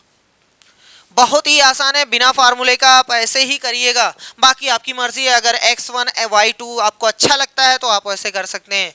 नेक्स्ट क्वेश्चन, बिंदु इतना और इतना निम्नलिखित के शीर्ष हैं। तो ये देखो निम्नलिखित के शीर्ष है कि समकोण त्रिभुज है कि समबाहु त्रिभुज है कि समद्विबाहु त्रिभुज है कि विषमबाहु त्रिभुज है। कैसे करेंगे, सबसे पहले डिस्टेंस फार्मूले से सबकी डिस्टेंस निकाल लो। ठीक है उसके बाद पता चल जाएगा कि सर जी ये बराबर है कि नहीं बराबर है, क्या सब सारी चीजें निकाल सकते हो। जैसे हमारा पॉइंट है -4,0, दूसरा है 4,0 और उसके बाद है 3, है ना 0,3। चलो मान लेते हैं ये P। अच्छा कुछ लोगों को लगता होगा सर जी बहुत आसान है इसलिए उससे लगा दिए, थोड़ा फिगर बना के बताइए। भैया सबका फिगर हम बना सकते हैं लेकिन टाइम लगेगा। ठीक है जैसे इसका भी बना दे रहे हैं कोई दिक्कत नहीं है, लेकिन सबका ना बनवाइएगा। ठीक है चलो देखो पहले इसका देख लो। सबसे पहले आपको PQ के बीच की डिस्टेंस आपको फाइंड करनी है। तो PQ के बीच की डिस्टेंस, सर जी ये प्लस माइनस है, इसका मतलब दोनों को जोड़ दो, 4 4 8 हो गया।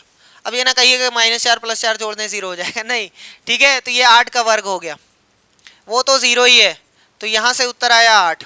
चलो PQ हो गया, QR निकाल लो भैया। उसके बाद RP भी निकालना है ना, PR भी निकालना है। तो चलो QR निकालते हैं, 4 में से 0 गया तो 4 का वर्ग प्लस 3 का वर्ग, या अभी अभी निकाले तो यहाँ से 5 आएगा।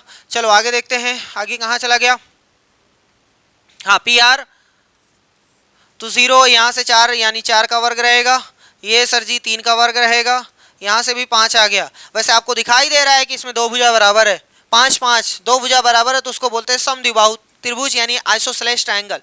ठीक है आइसोसेलेस समद्विबाहु कहाँ है भैया, ऑप्शन बी वाले में सही है, ऑप्शन बी वाले में सही है।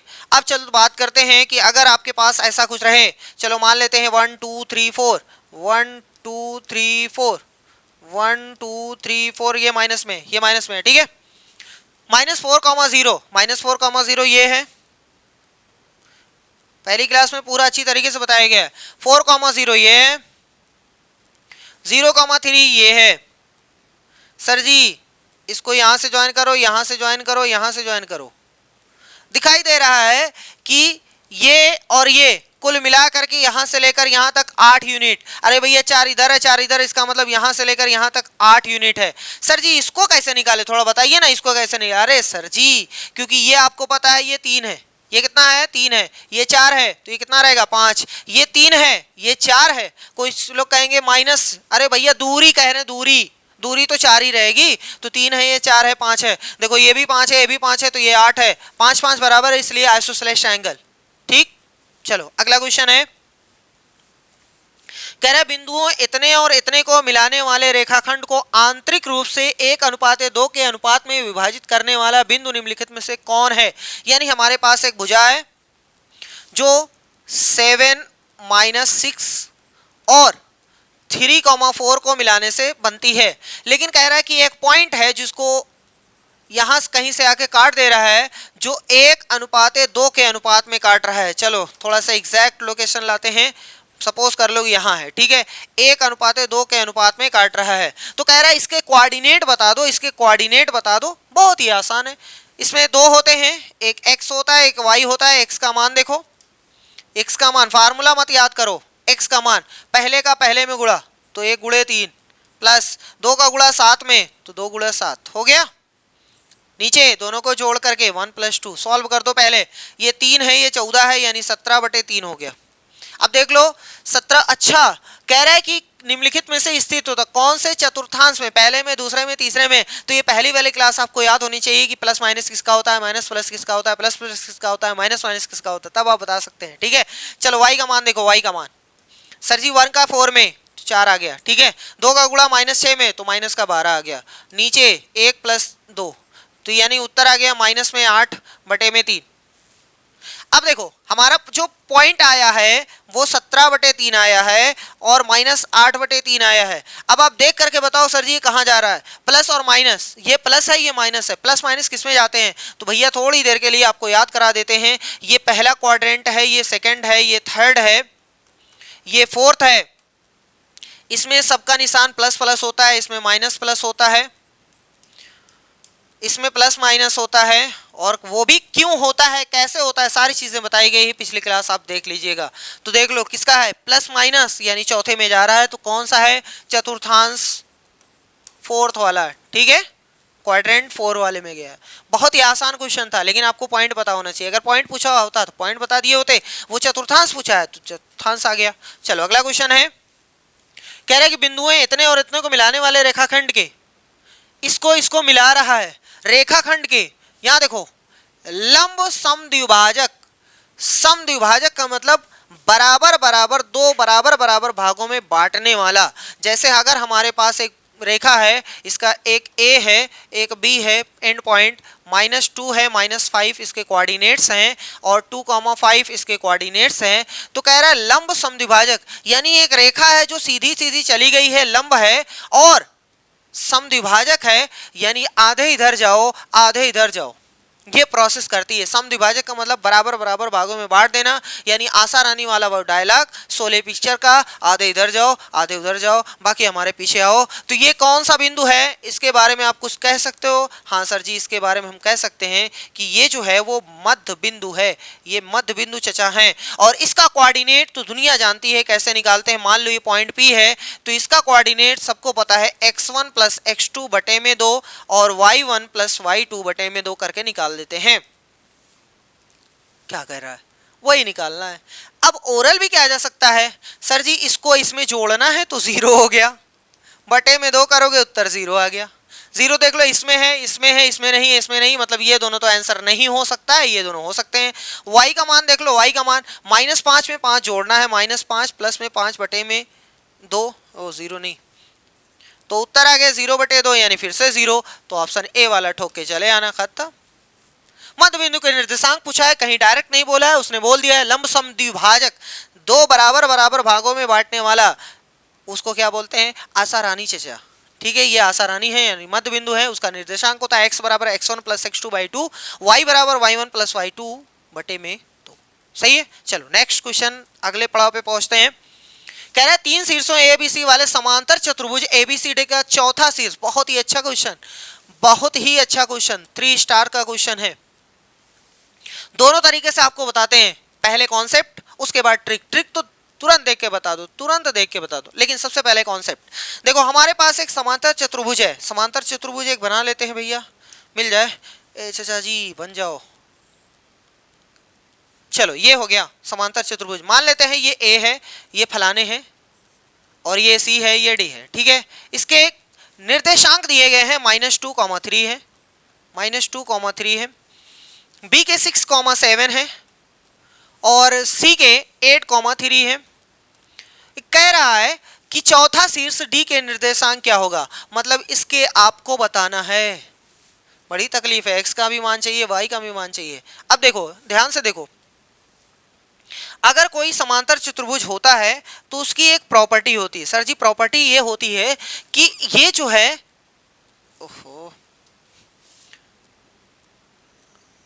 इसको बोलते हैं डायगोनल और इसको बोलते हैं डायगोनल, इन दोनों को डायगोनल बोलते हैं। दोनों डायगोनल, दोनों जो विकर्ण हैं वो एक दूसरे को मध्य बिंदु पर काटते हैं। मतलब ये हुआ कि AC का मध्य बिंदु यही है, AC का मध्य बिंदु इधर है, मतलब आधे इधर जाओ आधे इधर जाओ और आधे इधर जाओ आधे इधर जाओ, कॉन्सेप्ट ये है। ये जो P है AC का मध्य बिंदु है और BD का मध्य बिंदु है। इतना है, समझ में आ रहा है? AC का मध्य बिंदु P है और BD का मध्य बिंदु P है।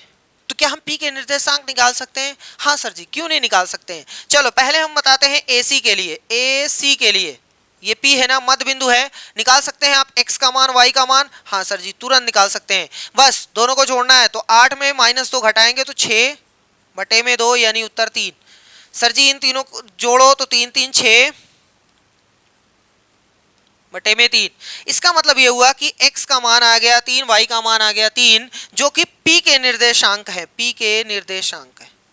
समझ में आया इतना? अरे मध्य बिंदु निकालना जानते हो ना, कैसे निकला है? चलो सर जी इसका भी निकाल सकते हो आप। हाँ 100% हम इसका भी निकाल सकते हैं। ये जो हमारी भुजा है B और D है, यहाँ पर बेचारा P है, तो मान लो ये 6 है, ये पहले 6 को x में जोड़ना है, 6 को x में जोड़ना है और 2 से भाग देना है, कटे उटेगा नहीं अभी। 7 को y में जोड़ना है, 2 से भाग देना है, ये y का मान है। इसका मतलब ये हुआ कि 6 + x/2 और साथ में है 7 + y/2। ये किसका निर्देशांक है? P का। सही है। हमने जब यहां से निकाला, क्योंकि ये x y था इसलिए इसमें थोड़ा सा मसला हुआ। अब अगर आप चाहो तो x1 y1 लिख दो, कोई दिक्कत नहीं। चलो हम लिख देते हैं, नहीं तो तकलीफ हो जाएगी लोगों को। x1 y1, तो चलो ये है x1 ये y1, ठीक है, ये x1 ये y1। सही है, समझ में आया? हमने इससे P का मान निकाला, इससे P का मान निकाला, दोनों P का मान है। लेकिन हमें पता है जब P एक ही है तो उसके x और y दोनों तो बराबर होंगे। ये x का मान है, ये x का मान है, ये दोनों तो बराबर होंगे। अगर हम इन दोनों को बराबर करते हैं तो हमारे पास निकल के आता है 6 + x1/2 बराबर में 3। सही है। ये वाला इसके बराबर है भैया, ये वाला इसके बराबर है और ये चचा जान इसके बराबर हैं, तो इसको भी बराबर करते हैं 7 + y1/2 बराबर में 3। थोड़ा इसको सॉल्व करते हैं, ये चचा जान उधर चले गए, तो 6 + x1 बराबर में 6, तो x1 बराबर 6 - 6 यानी x1 बराबर 0। और यहां से हम निकालते हैं y1 का मान, ये इधर चला गया तो 7 + y1 बराबर में 6, तो y1 बराबर 6 - 7 यानी y1 बराबर -1। कितना भैया? -1। हम ढूंढ रहे थे x1 y1 का मान, तो 0, -1 आ गया है। यानी हमारा जो P है वो 0, -1 है। ओ सॉरी, P नहीं D, एक का लिख दिए।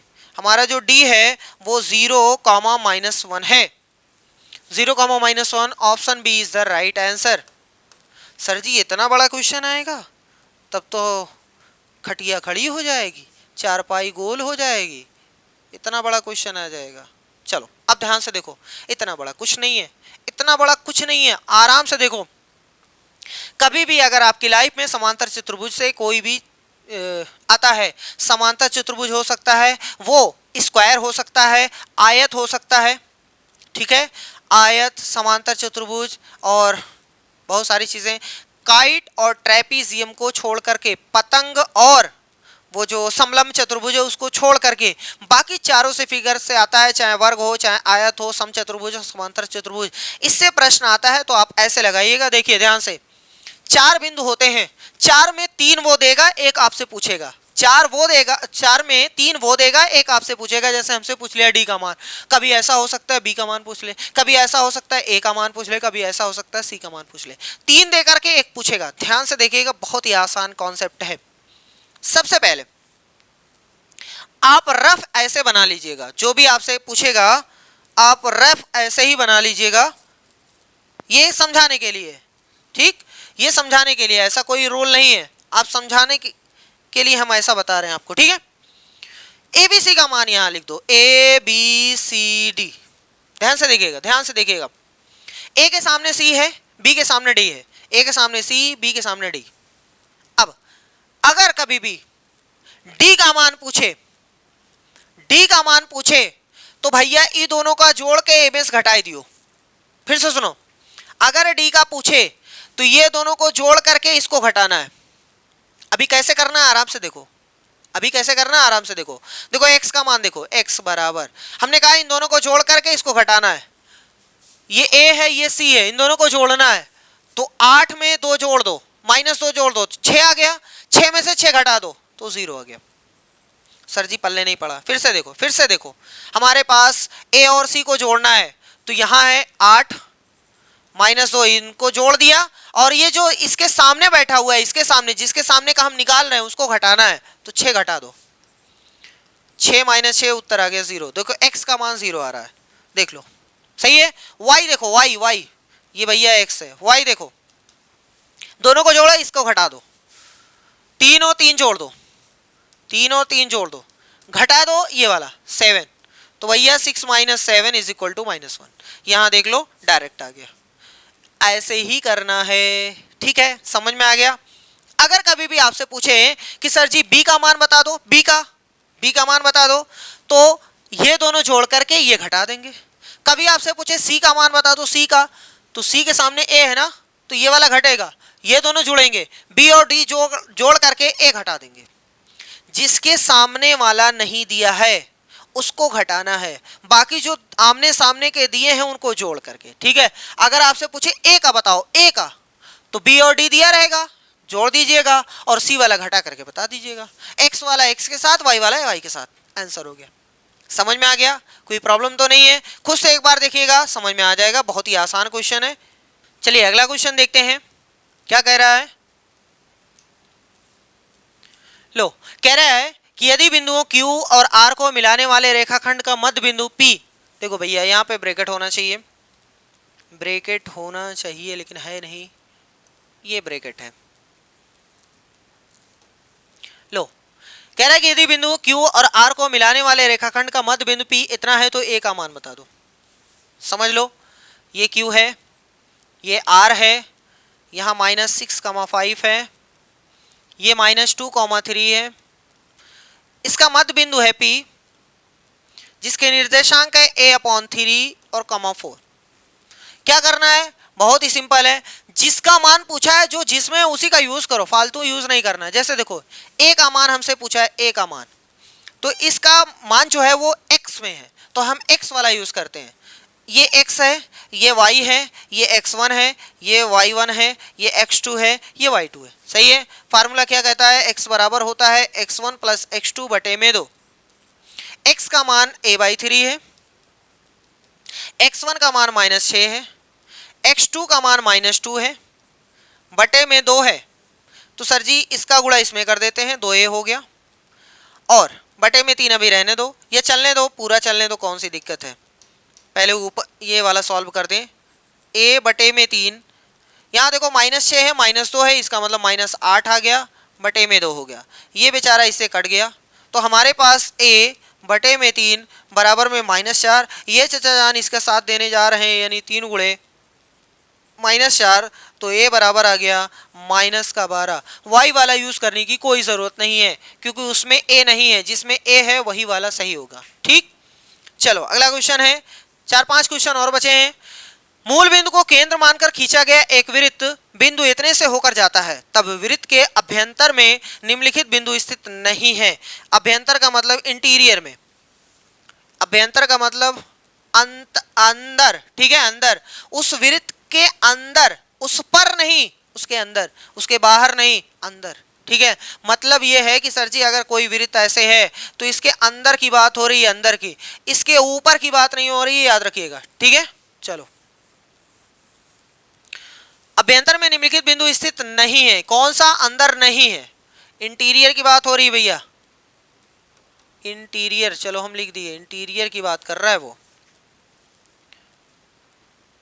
लो देखो, कह रहा है मूल बिंदु को केंद्र मारकर खींचा गया एक वृत्त 13, जैसे हमारे पास ये कुछ इस तरीके से वृत्त है, 13/2 0, यहां है 13/2 0, 13/2 का मतलब आप जान रहे हैं 6.5। सर जी ये है केंद्र, तो ये है रेडियस, रेडियस अगर ये है तो ये भी रेडियस है, ये भी रेडियस है, ये भी रेडियस है, सही है। रेडियस की लंबाई जो है वो 13/2 है, यानी जिसको हम लोग बोल सकते हैं 6.5 है, इसी को हम लोग रेडियस बोलेंगे। अगर किसी की दूरी केंद्र से अगर दूरी 6.5 से ज्यादा है तो वो बाहर रहेगा, 6.5 है तो सर्कल पर रहेगा, 6.5 से कम है तो अंदर रहेगा। ठीक है, वो पूछ रहा है कौन सा अंदर नहीं है, तो चलो एक एक ये निकालते हैं। मूल बिंदु से दूरी निकालेंगे, यहां से केंद्र से दूरी। ठीक है भैया, केंद्र से दूरी निकालते हैं। तो चलो हमारा जो केंद्र है वो 0 0 है। पिछली वाली क्लास में आपको बताया गया था केंद्र से दूरी अगर होती है तो x1 का होल स्क्वायर प्लस y1 का होल स्क्वायर, बस खत्म। ऑप्शन ए के लिए चेक करते हैं। ऑप्शन ए के लिए हमारे पास पॉइंट है -3, 4 अपॉन 4 1। इनकी जो डिस्टेंस हो जाएगी यानी दूरी जो हो जाएगी सर जी, इसका वर्ग यानी 9 अपॉन में 16 और इसका वर्ग 1 ही रहेगा। ठीक है, तो चलो इन दोनों को ऐड करते हैं। कैसे ऐड होगा, आसान है। 16 एकम 16, 16 9 25 बटे में 16, ऊपर से 5 नीचे से 4। सर जी ये तो कम है, ये तो कम है। अरे 6.5 से कम है ना, इसका मतलब ये इंटीरियर रहेगा। ये कह रहा है इंटीरियर में नहीं है, ये बताओ। तो ये तो आंसर गलत है क्योंकि ये अंदर है। आगे वाला देखते हैं, बी वाला, सेक्शन बी कह रहा है 2 7 अपॉन 3। चलो डिस्टेंस निकालते हैं। 2 का 4 होता है, ओहो अब नहीं वर्ग लगेगा। यहाँ से 49 हो गया और बटे में 3 का वर्ग 9, 9 चौक 36, 36 में 49 जोड़ दीजिए कितना हो जाएगा 50, 35 85 हो जाएगा भैया, बटे में 9। 85 का मान अगर आप निकालोगे 85 9 दशमलव कुछ कुछ आएगा, बटे में 3 आएगा। तो ये उत्तर जो आएगा वो 3 दशमलव समथिंग आएगा। 3 तो अंदर है, अंदर आएगा ना, इसका मतलब ये भी ऑप्शन नहीं सही है। ऑप्शन सी देखते हैं 5। चलो डिस्टेंस 5 का 25 होता है प्लस 1/4, सॉल्व करेंगे तो कितना आएगा 25 चौका 100, 101 बटे में 4। नीचे से तो 2 आ गया, ऊपर से 10 दशमलव कुछ आएगा, इसका मतलब 5 दशमलव कुछ आएगा। ये तो 6.5 है, ये तो कम आ रही, कम तो अंदर रहेगी, इसका मतलब ये भी आंसर नहीं हो सकता है। आंसर हमारा रहेगा डी वाला। अगर आप चाहो तो निकाल करके देख सकते हो। देखो ये कितना हो जाएगा, -6 का वर्ग 36 होता है, 5/2 का 25/4 हो जाएगा। 36 चौका कितना होता है भैया 144, 144 में 25 जोड़ेंगे कितना हो जाएगा 144 69, 13/2 कितना आ जाएगा 13/2। 13/2 जब आप भाग देंगे तो 6.5, 6.5 हमने कहा था अगर 6.5 से ज्यादा तो बाहर, 6.5 तो सर्कल पर, 6.5 से कम तो अंदर। वो पूछ रहा है कौन अंदर नहीं है, बता दो किसका मान 6.5 से कम नहीं है। ठीक है, तो 6.5 से कम नहीं है, इसका मान तो ये हमारा ये सही हो जाएगा क्योंकि इसका मान 6.5 आ रहा है। चलो आगे देखते हैं। अच्छा क्वेश्चन है ये, एक रेखा y अक्ष और x अक्ष को क्रमशः बिंदु P और Q पर प्रतिच्छेद करती है। यदि इतना रेखाखंड P को Q का मध्य बिंदु है तो P और Q के निर्देशांक क्रमशः। अच्छी तरीके से पहले समझ लीजिए क्वेश्चन क्या कह रहा है कि एक रेखा जो है y अक्ष और x अक्ष को क्रमशः बिंदुओं P और Q पर प्रतिच्छेद करती है। मान लो कि ये हमारे पास x अक्ष है, ये y अक्ष है। जो रेखा है वो P और Q पर प्रतिच्छेद करती है, पहले y अक्ष को और फिर x अक्ष को। मान लो कि यहां से और इधर चली गई, मान लो कि ये रेखा ऐसे चली गई है, ये पहले y को काटी है, कहां काटी है P पर, और फिर x को काटी है Q पर। सही है, इतना समझ में आया। पहली लाइन, एक रेखा है y अक्ष और x अक्ष को क्रमशः बिंदु P और Q पर प्रतिच्छेद करती है, काटती है। यदि 2-5 रेखाखंड PQ, ये जो रेखाखंड है PQ, इसका कह रहा है मध्य बिंदु है, यानी ये मध्य बिंदु है 2-5, ये मध्य बिंदु है। यहां से लेकर यहां तक मान लेते हैं ये A है, तो जितना A से लेकर P है उतना A से लेकर Q है। ठीक, तो कह रहा है P और Q के निर्देशांक क्रमशः हैं। पहले आपको P का बताना है फिर Q का बताना है। अगर आपको थोड़ा सा पता है कि ये y एक्सिस पर है तो आप कह सकते हैं कि सर चीज 0, समथिंग होगा, 0, समथिंग होगा। अगर ये x एक्सिस पे है तो ये x, 0 होता है पॉइंट, क्योंकि x एक्सिस पर y 0 होता है, y एक्सिस पर x 0 होता है। अब देखो यहां से निकालते हैं। अगर हमें y का मान पता चल जाए, तो हम डायरेक्ट कह सकते हैं कि सर जी ये p का कोऑर्डिनेट है। कैसे निकलेगा, देखो ये इन दोनों को जोड़ करके बटे में 2, यही तो होता है x1 प्लस x2 बटे में 2 बराबर में 2 है ना। चलो लिखते हैं x प्लस 0 बटे में 2। अरे भैया x का 0 में ही तो जोड़ेंगे और उत्तर कितना आना चाहिए 2। चलो सॉल्व करते हैं तो x बराबर 4, x का मान 4 आ गया, इसका मतलब 4,0, इस पॉइंट को 4,0 कहते हैं। यहाँ पर भी ओहो एक में है ही है, खत्म। अच्छा क्यों पहले हमने नहीं देखा, क्योंकि भैया क्यू का पहले वो कह रहा है पहले पी चाहिए था, हमने क्यू निकाल दिया। अगर आपको नहीं समझ में आया तो आप यहाँ से निकाल लो, y प्लस 0 बराबर -5, y प्लस 0 बटे में 2 -5, ये इधर चला गया तो y बराबर माइनस में 10, y का मान 10 -10 आ रहा है तो 0, -10। p का जो कोऑर्डिनेट है 0, -10 है और इसका कोऑर्डिनेट 4,0, वही x बराबर x1 प्लस x2/2 से मध्य बिंदु है, तो ये पहिलका जोड़ के बटे में 2 बराबर में इतना लिखना होता है। चलो आगे, शीर्षों इतना और इतने वाले त्रिभुज का क्षेत्रफल, बहुत ही आसान क्वेश्चन है, चाहे आप ट्रिक से लगाओ चाहे जिससे करो आंसर उतना ही आएगा, आंसर उतना ही आएगा। कुछ लोगों को लगता होगा सर जी वैसे ट्रिक से ही बताते हैं, चलो हम फार्मूले से बता दे रहे हैं, जैसे आपकी मर्जी भैया, ट्रिक से भी आप लगा सकते हैं। x1 plus y2 minus y3 plus में x2, क्या हो गया, अरे काहे गुस्सा हो रहे भाई, भैया आपको टच कर रहे हैं, चल तो रहे हो। हाँ अब गया, x2 y3 minus y1 plus x3 y1 minus y2। बस हम ओरल में रखेंगे क्योंकि लिखेंगे नहीं कि ये x1 है ये x2 है।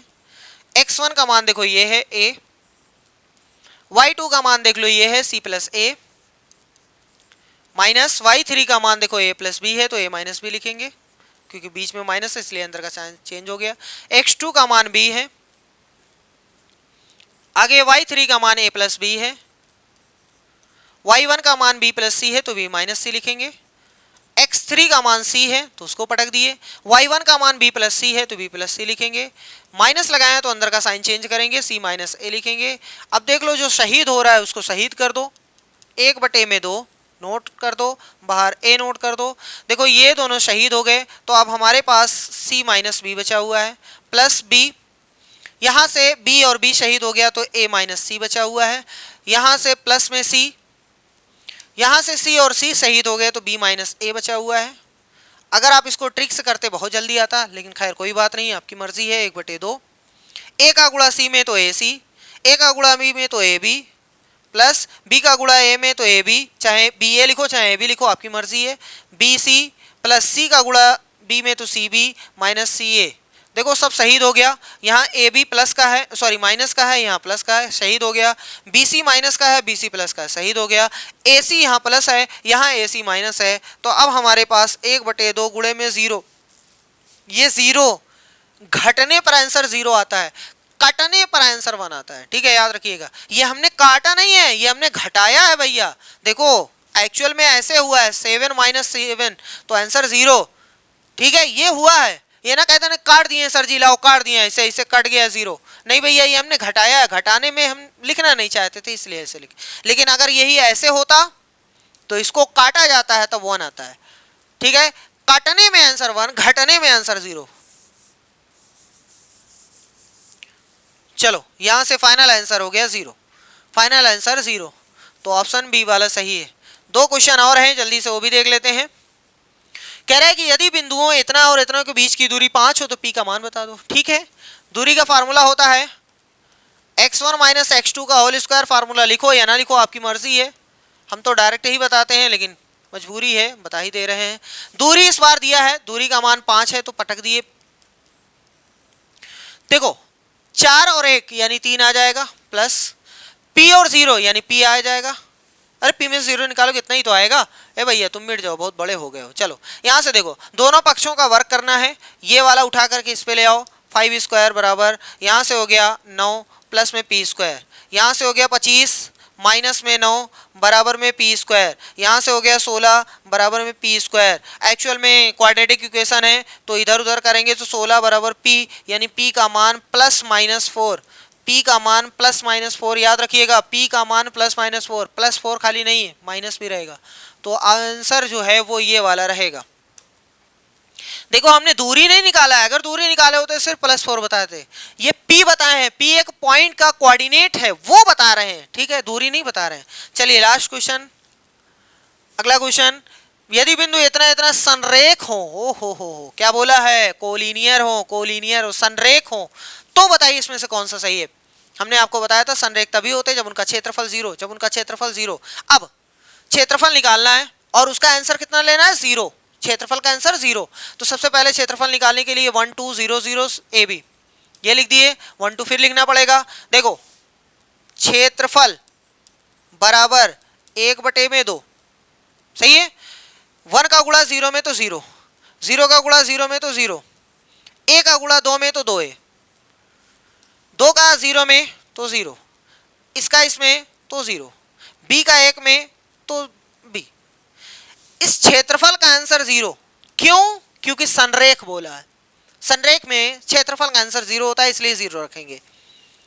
1/2, यहां से कुछ नहीं बचा 2a, यहां से कुछ नहीं बचा b बचा, इस 2 को इधर कर दो तो ये भी 0 × 2, यहाँ 2a - b बचेगा, ये खत्म हो गया, मतलब 0 बराबर 2a - b। तो हमारे पास 2a - b बराबर 0 बच रहा है, तो 2a बराबर कितना हो जाएगा, b। ये देखो आपके पास रिलेशन होगा, 2a बराबर b है, a बराबर 2b नहीं है भैया, ये वाला सही है, ऑप्शन सी वाला सही है, ठीक है। तो अब हमारे पास स्लाइड नहीं बची हुई है, जितने भी क्वेश्चन थे, जितने कॉन्सेप्ट थे, सब के सब आपको बता दिए हैं। बस अगली क्लास जो रहेगी वो सबसे ज़्यादा इंपॉर्टेंट रहेगी, क्योंकि उसमें हम लोग मोस्ट इंपॉर्टेंट प्रीवियस ईयर के क्वेश्चन जो बार बार रिपीट होते हैं उनको करने वाले हैं, ओबी ट्रिक के साथ हर एक क्वेश्चन का सत्यानाश करेंगे, ठीक है। तो आज के लिए बस इतना ही, ज़्यादा से ज़्यादा रिवाइज करिए, ज़्यादा से ज़्यादा क्वेश्चन को सॉल्व करिए। आज के लिए बस इतना ही, मिलते हैं नेक्स्ट वीडियो में, तब तक के लिए आप अपना, अपने परिवार वालों का और ख़ास तौर से आसपास पड़ोस वालों का ज़रूर ध्यान रखिएगा। धन्यवाद।